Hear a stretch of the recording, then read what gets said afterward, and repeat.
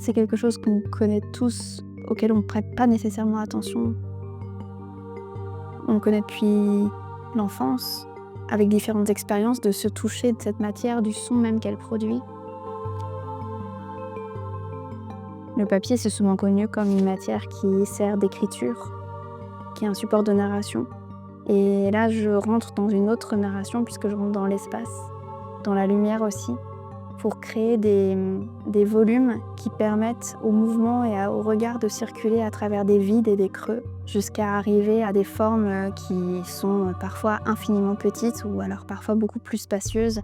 Et cette dimension-là, elle me plaît dans ce que j'aime à raconter avec le papier, qui est une matière connue de tous.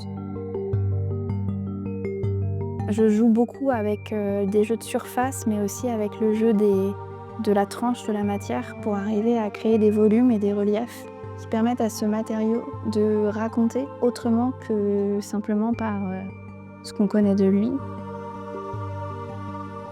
Je suis là actuellement en résidence à l'Institut français de Casablanca pour un temps de recherche, pour développer de nouvelles idées, de nouvelles rencontres. Ce qui m'intéresse, c'est de voir un peu comment cette ville va impacter mon travail. Et j'ai déjà senti des éléments qui sont assez forts dans cet endroit-là, à savoir que c'est une ville qui est pleine de traversées. Il y a des traversées sonores, visuelles. C'est une ville qui fourmille, dans laquelle il y a énormément de contrastes. Et c'est impressionnant de sentir toutes ces traversées qui vont et viennent et qui révèlent aussi le fait que c'est une ville côtière. J'ai été très sensible à la manière dont le vent traversait aussi cette ville, de la même manière que beaucoup d'autres types de flux la traversent. Un élan, un souffle qui est invisible. C'est aussi quelque chose qui ne se voit pas.